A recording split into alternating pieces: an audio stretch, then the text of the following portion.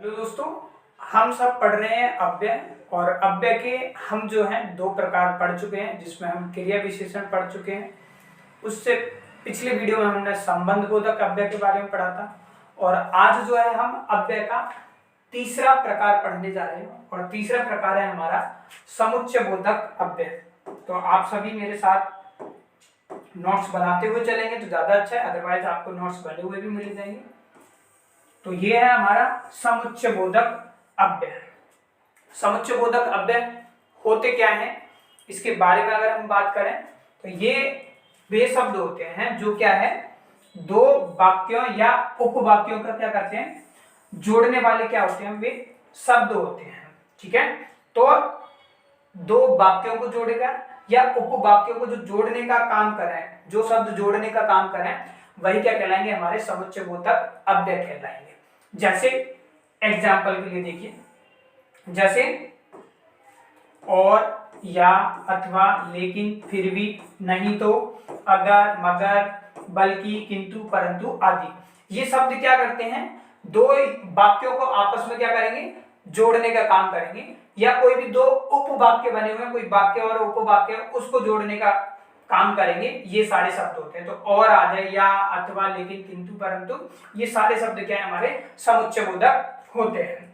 उदाहरण से समझिए, जैसे एक एग्जाम्पल मैंने आप सभी के लिया हुआ है। देखिए एग्जाम्पल, देखिए चीजें बहुत क्लियर होगी।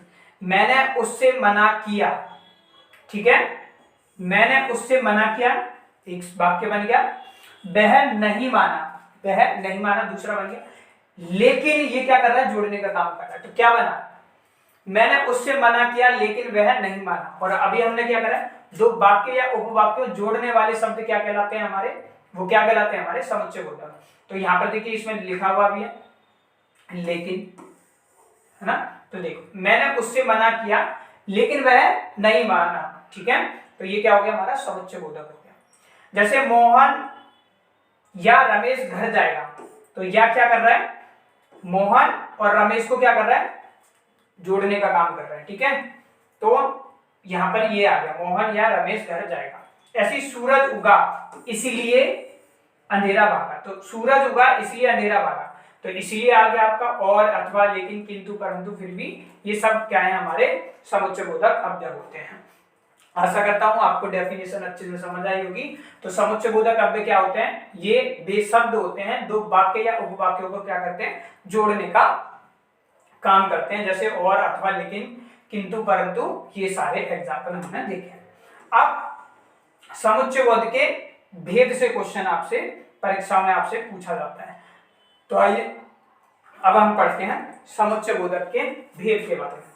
तो ये है समुच्चय बोधक के भेद, कौन कौन से। सबसे पहला आता है हमारा समानाधिकरण समुच्चय बोधक, और दूसरा होता है हमारा व्यधिकरण समुच्चय बोधक, जिसे हम क्या बोलते थे, स्वरूपवाचक भी बोल देते हैं। ठीक है, तो सबसे पहले समझ लेंगे समानाधिकरण क्या है। जो क्या करेगा, समान स्थिति को जोड़ेगा। देखो समान शब्द आ रहा है इसमें, तो इसीलिए यहां से ये डेफिनेशन आपको मैंने लिखी हुई है, ये आप अच्छे से देख सकते हैं, आपको चीजें बहुत अच्छे से क्लियर हो जाएगी।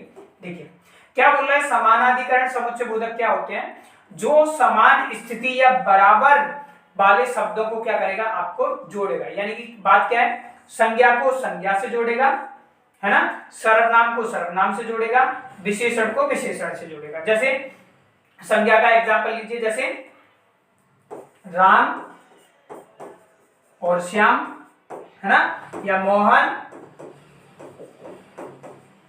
राम, ठीक है। ऐसी सर्वनाम का देखिए, जैसे मैं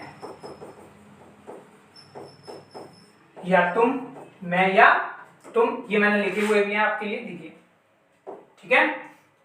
विशेषण का विशेषण से जोड़ेगा, विशेषण का विशेषण, जैसे अच्छा या बुरा, ठीक है, विशेषता को विशेषता से जोड़ेगा। अब इसके भी है संबंध बोधक के, क्या है, एक संयोजक होता है, इसके प्रकार हो गए विभाजक, विरोधदर्शक और परिणाम।